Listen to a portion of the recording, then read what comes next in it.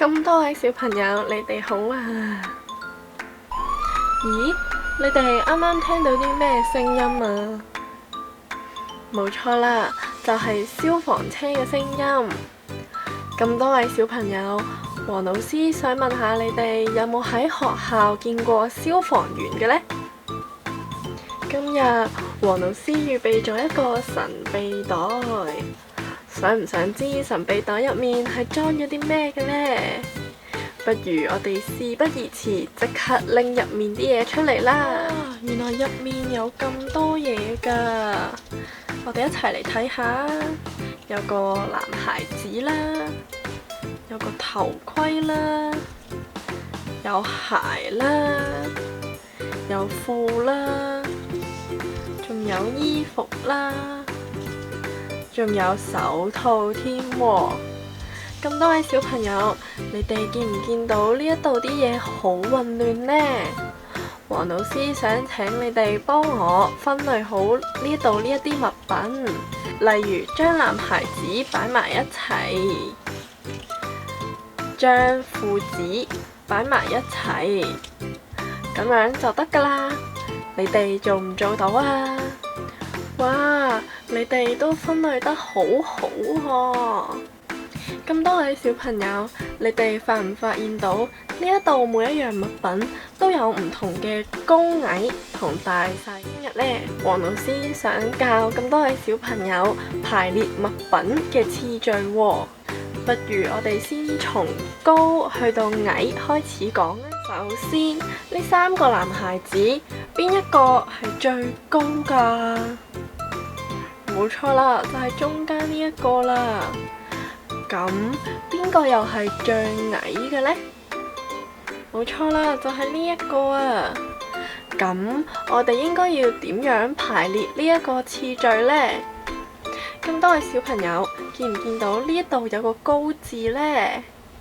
我哋要將最高呢位男孩子擺到去高字嘅下面。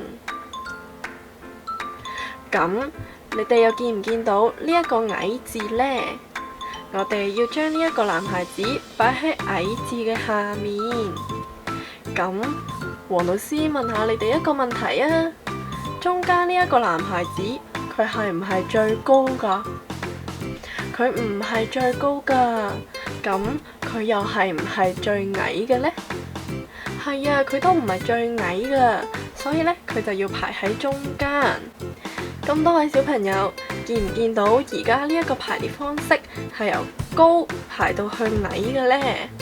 呢一個排列方式我哋可以用從高到矮去表達出嚟。咁多位小朋友，我哋而家就嚟學一個新嘅排列表達方式啦，就係呢一個啦。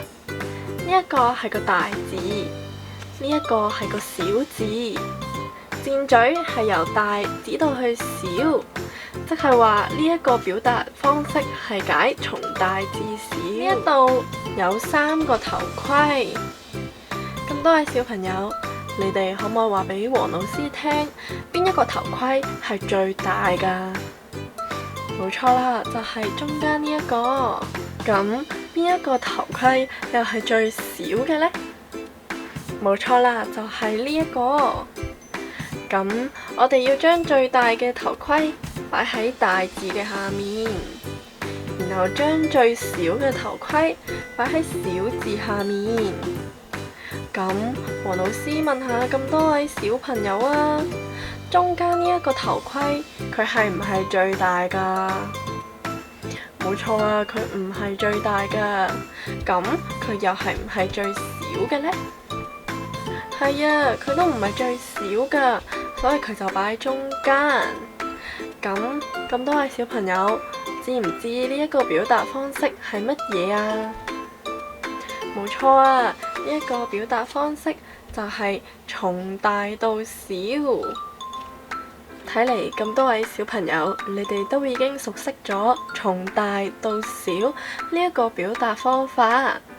不如我哋又試下轉一個表達方式啊！今次嘅表達方式依然係大同小，但咁多位小朋友，你哋有冇留意個箭嘴已經唔係由大指到去小啦？今次係由小指到去大，即係我哋要先擺小嘅物品先，最後再擺大嘅物品。多位小朋友，呢一度有3條褲，你哋可唔可以話俾黃老師聽，邊一條褲係最小㗎？冇錯啦，就係呢一條啊。咁邊一條褲又最大嘅呢？冇錯啊，就係中間呢一條啊。咁我哋就要將最小嘅褲擺喺小字嘅下面，然後將最大嘅褲擺喺大字嘅下面。咁中間呢一條褲，佢係唔係最小㗎？佢唔係最小㗎。咁佢係唔係最大嘅呢？冇錯啊，佢都唔係最大㗎，所以佢就要擺喺中間。呢一種排列方式係由小去到大咁樣排列，但係我哋可以點樣表達出嚟呢？有冇小朋友可以估到啊？冇錯啦，就係從小到大。咁多位小朋友，你哋都已經熟悉咗3種排列表達方式。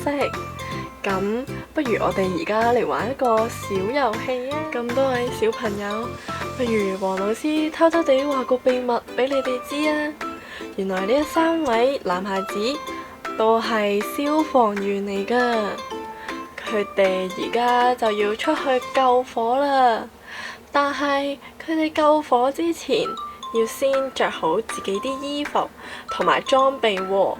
不如我哋一齊幫呢3位消防員手啊，好唔好啊？我哋不如先着頭盔啊！咁多位小朋友，黃老師問下你哋啊，呢一個頭盔應該着喺呢一個消防員嘅頭上啊，定係呢一個消防員嘅頭上呢？定係呢一個消防員嘅頭上啊？你哋覺得呢一個頭盔最適合邊一個消防員呢？冇錯啦，就係呢一個消防員啊！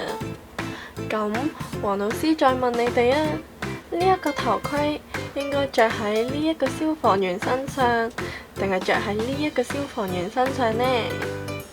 咁多位小朋友，你哋知唔知啊？冇錯啦，就係着喺呢一個消防員身上。咁最後呢一頂頭盔就係着喺中間呢一個消防員身上啦。哇！咁多位小朋友，你哋真係好叻啊！咁快就幫消防員着好晒啲裝備啦。佢哋而家終於可以出去。不如我哋而家嚟做一個總結啊！仲記唔記得我哋學咗邊3種表達次序嘅方式啊？首先第一種就係從高到矮，呢一種表達方式呢，係會用嚟形容人嘅身高㗎。第二種表達方式呢，就係從大到小。最後一種表達方式呢，就係從小到大。咁多位小朋友，你哋要記住啦喎！今日嘅課堂就完結啦，我哋下堂再見啦，拜拜。